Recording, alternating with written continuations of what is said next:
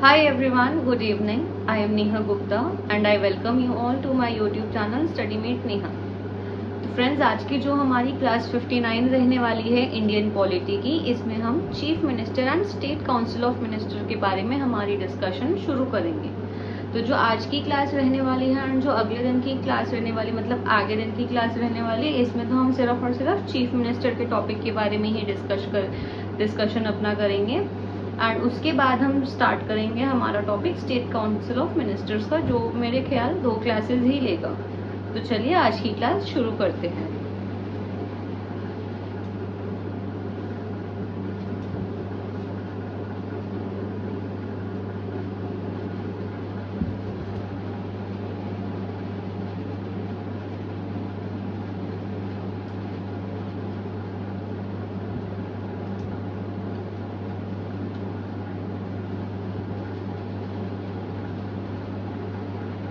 So friends, as we all know that in India we have a parliamentary form of government.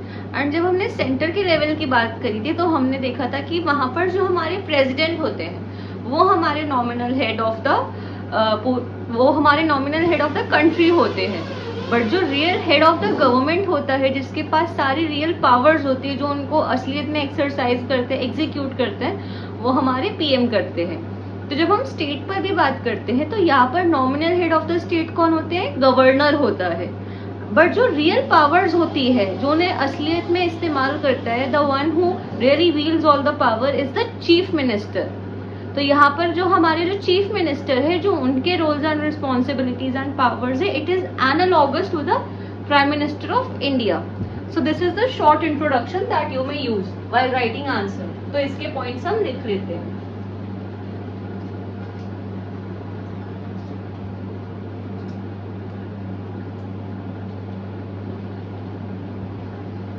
Introduction में हमने बोला कि state है,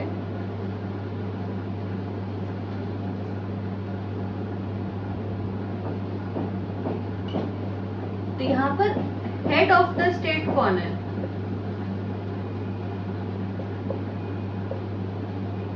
वो है governor. But head of the government कौन है? वो है हमारे चीफ मिनिस्टर।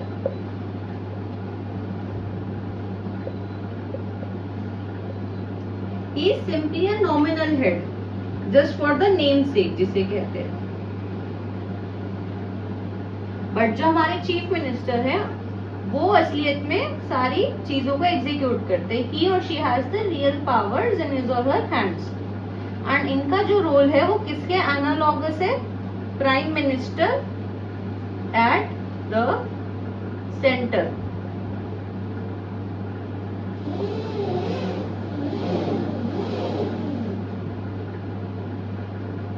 तो ये तो हो गया हमारा एक छोटा सा इंट्रोडक्शन, जिसमें हमने टैबुलर फॉर्म में इस पूरी चीज को समझ लिया। अब जब हम चीफ मिनिस्टर की बात करते हैं तो हम ये देखते हैं कि उनका अपॉइंटमेंट प्रोसीजर क्या होता है, तो हम वो भी डिस्कस करते हैं।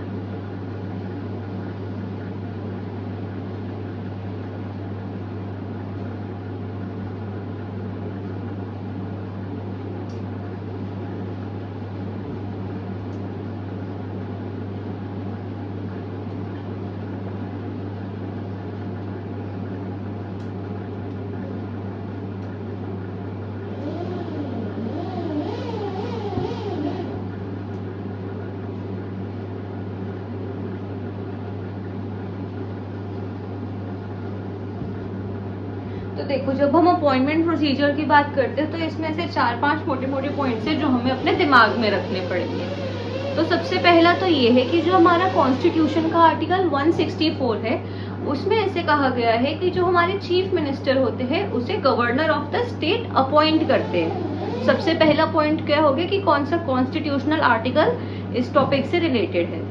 पर हम जब ये देखते हैं कि एक्चुअल प्रैक्टिस में क्या होता है कि जो गवर्नर है वो उसी इंसान को as a chief minister of the state appoint करते हैं, जो कि कौन होता है? Leader of the majority party in the legislative assembly.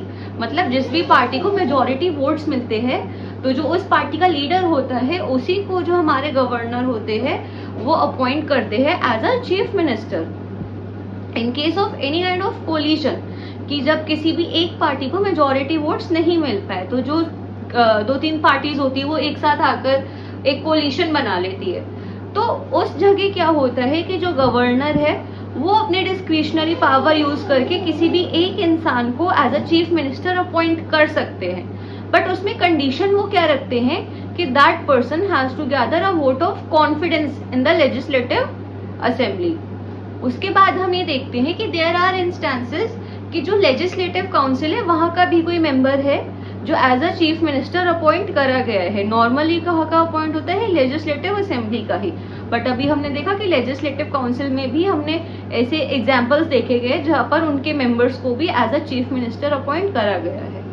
इसी के साथ ये पॉइंट राइज हो जाता है, to be a chief minister an individual has to be the member of either house of the state assembly. या तो वो लेजिस्लेटिव असेंबली का मेंबर होना चाहिए या फिर वो लेजिस्लेटिव काउंसिल का मेंबर होना चाहिए।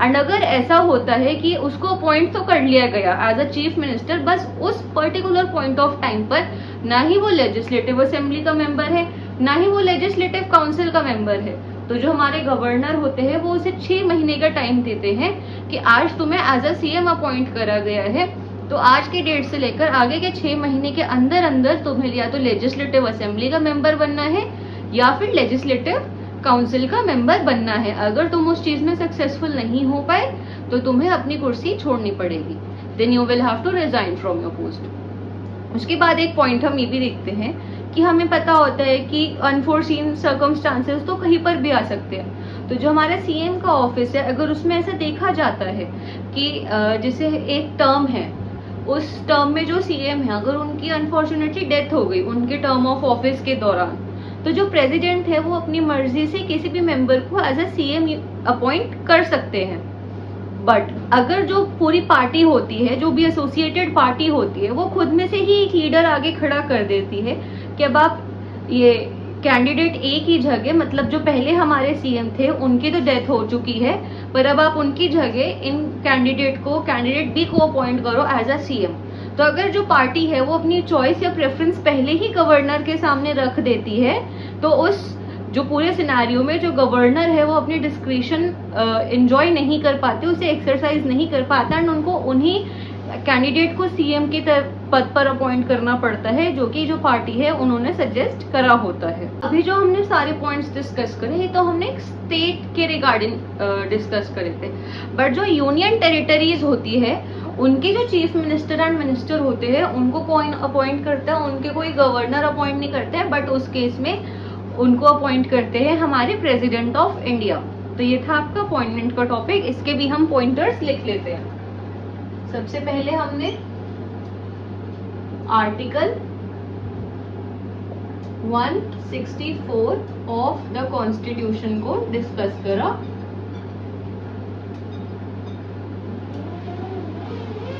जिसमें ये बोला गया था कि सीएम को अपॉइंट कौन करता है, गवर्नर करता है। उसके बाद हमने देखा था कि एक्चुअल प्रैक्टिस में क्या होता है, जो लीडर होता है मेजॉरिटी पार्टी का,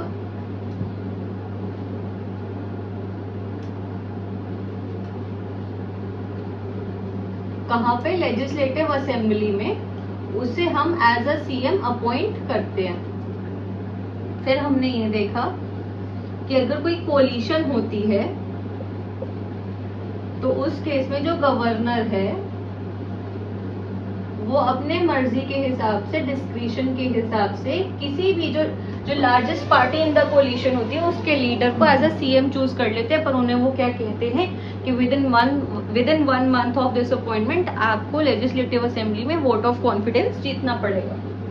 चौथा पॉइंट ये है कि जिसको एज अ सीएम चूज करा है should be member of either legislative assembly और लेजिस्लेटिव काउंसिल। एंड अगर वो नहीं है पहले से तो उनको विद इन 6 मंथ्स अपनी ऐसी किसी भी तरीके की मेंबरशिप लेनी पड़ती है, तो LA की लो या फिर LC की लो, दैट इज या तो लेजिस्लेटिव असेंबली की लो या लेजिस्लेटिव काउंसिल की लो। फिर हमने जनरली देखा है कि जो CM होते हैं वो लेजिस्लेटिव असेंबली से ही चुने जाते हैं, बट ऐसे रेयर इंस्टेंसेस है जब CM को लेजिस्लेटिव काउंसिल से भी चुना गया है। एंड उसके बाद हम ये देखते हैं कि जब हम यूनियन टेरिटरीज की बात करते हैं तो जो वहां के CM हैं एंड जो भी मिनिस्टर्स है उनको कौन अपॉइंट करता है? हमारे प्रेसिडेंट ऑफ इंडिया।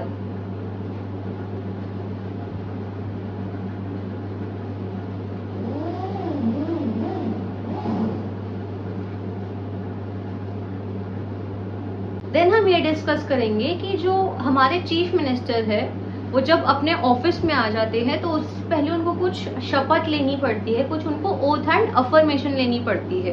तो उसमें वो क्या क्या बोलते हैं, मतलब ओथ एंड अफर्मेशन का सिंपल मतलब ये होता है कि जब मैं CM बन जाऊंगा तो मैं इन चीजों के लिए काम करूंगा। वैसे तो देखो सबके अलग अलग अपने एजेंडाज होते हैं, अपनी अलग अलग पार्टीज के, कि हम इस चीज के लिए काम करेंगे, हम इस चीज के लिए काम करेंगे, बट एक जो CM है वो एक बहुत ही ज्यादा डिग्निफाइड पोस्ट है। तो जो हमारा कॉन्स्टिट्यूशन है, जो हमारे इंडिया है, वो कुछ ऐसी जनरल चीजें तो उनसे एक्सपेक्ट करता ही करता है जो उन्हें as a CM of a state निभानी चाहिए। तो जब हम किसी भी ओथ एंड अफर्मेशन की बात करते हैं किसी भी पोस्ट के रिगार्डिंग, तो हम उन जनरल चीजों को डिस्कस करते हैं जो कि उनसे एक्सपेक्ट करी जाती है एंड जो उन्हें करने के लिए बोली जाती है। तो सबसे पहले तो ये है कि जब वो ऑफिस में आएंगे तो वो अपनी ड्यूटीज डिस्चार्ज शुरू करने से पहले ओथ लेंगे ही लेंगे।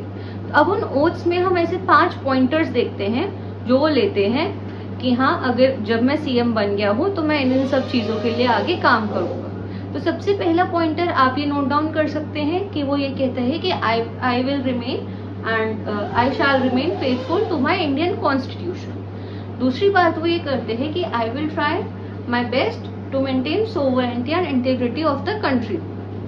उसके बाद वो ये बोलते हैं कि I will discharge my duties faithfully as a CM।